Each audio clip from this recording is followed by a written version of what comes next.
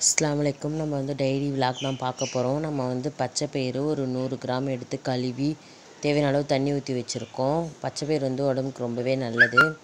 அதில் நம்ம normal size புடலங்காய் ஒரு 3 கட் பண்ணி வச்சுருக்கோம். அதையும் சேர்த்துக்கலாம். தோல் சீவிட்டு கழுவி வச்சுருக்கோம்.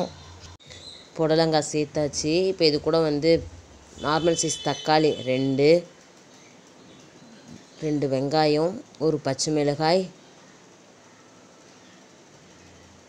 மஞ்சத்தூள் 1/2 ஸ்பூன், தனியாத்தூள் 1/2 ஸ்பூன், மிளகாய்த்தூள் ஒரு 1/2 ஸ்பூன், சாம்பார் பொடி 1/2 ஸ்பூன், ஒரு 1/2 ஸ்பூன் பூண்டு பேஸ்ட் சேர்த்துக்கலாம். இப்போது ஒரு 2 விசில் வரட்டும், வெயிட் பண்ணலாம். இப்போ நம்ம ஒரு 75 கிராம் புளி ஊற வச்சு புளி கரைச்சி வச்சுருக்கோம். இது கூடயே நம்ம ஒரு 2 தக்காளியும் நல்லா கரைச்சி விட்டுக்கலாம். கையால் கரைச்சா தான் நல்லா டேஸ்ட்டாக இருக்கும். நம்ம கையால் கரைச்சிக்கலாம். அது கூடயே நம்ம தேவையான அளவு புதினா கொத்தமல்லி சேர்த்துக்கலாம்.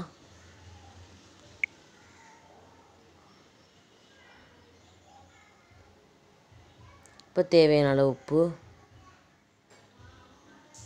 மிளகுத்தூள் 3/4 ஸ்பூன். இப்போ அடுப்பு ஆன் பண்ணிக்கலாம். கடாய் சூடாகட்டும். இந்த சைடு குக்கர் விசில் வருது. இப்போ இதில் நம்ம ஒரு 2 பச்சை மிளகாய், முழு பூண்டு, ஜீரகம் அரைச்சி வச்சுருக்கோம் பவுடராக. நம்ம தண்ணி ஊற்றாமல் தான் அரைச்சிருக்கோம். இப்போ தேவையான அளவு நம்ம எண்ணெய் சேர்த்துக்கலாம்.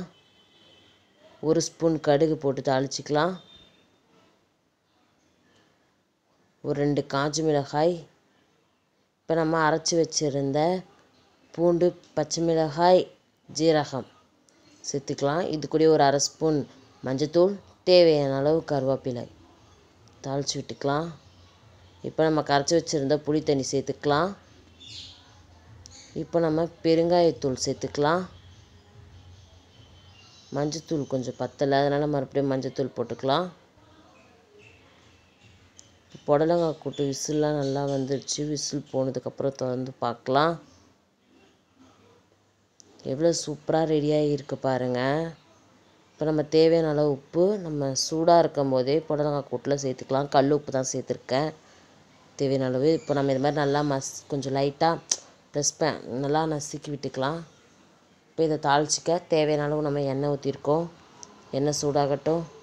எண்ணெய் சூடாகிடுச்சு. ஒரு 3/4 ஸ்பூன் கடுகு, ஒரு 1/2 ஸ்பூன் சோம்பு, தேவையான அளவு கருவேப்பிலை கொத்தமல்லி தாளிச்சாச்சு. இப்போ நம்ம அந்த கூட்டில் சேர்த்துக்கலாம். புடலங்காய் கூட்டு ரெடி. இது மாதிரி ஒரு வாட்டி ட்ரை பண்ணி பாருங்கள். ரசமும் ரெடி. இந்த ஸ்டேஜில் நம்ம தேவையான அளவுக்கு மறுபடியும் கொஞ்சம் புதினா கொத்தமல்லி வச்சுருந்தோம், அதை சேர்த்துக்கலாம். ரசமும் ரெடி. இப்போ நம்ம வேறு ஒரு பாத்திரத்தில் ஊற்றிட்டு நம்ம செஞ்சோம்ல ரசம், அந்த பாத்திரத்தில் ஒரு டம்ளர் தண்ணி ஊற்றி அதையும் சேர்த்து கலந்து விட்டு ரசத்தில் ஊற்றிக்கலாம். ரசமும் ரெடி. எங்கள் அக்கா பொண்ணு ரசம் எப்படி இருக்குன்னு கேட்டேன். அவள் சொல்கிறா செம்ம டேஸ்ட்டாக இருக்குமா. நீங்களும் ஒரு வாட்டி ட்ரை பண்ணி பாருங்கள், நல்லாயிருக்கும். இந்த மழை காலத்தில் ரசம்லாம் நிறைய சேர்த்துக்கோங்க, பசங்களுக்கெல்லாம் கொடுங்க, சளி பிடிச்சிக்காமல் இருக்கும்.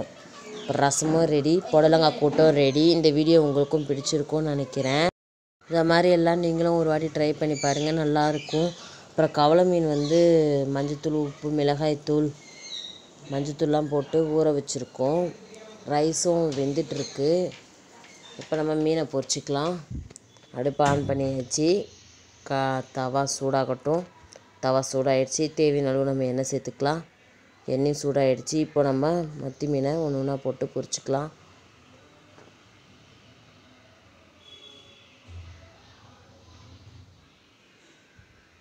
நல்லா வேகட்டும்.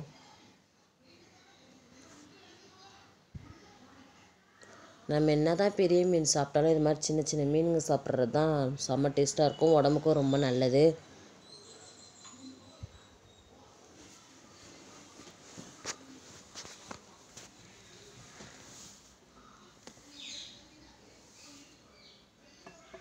வெந்துடுச்சு. இப்போ வேறு ஒரு பிளேட்டில் மாற்றிக்கலாம்.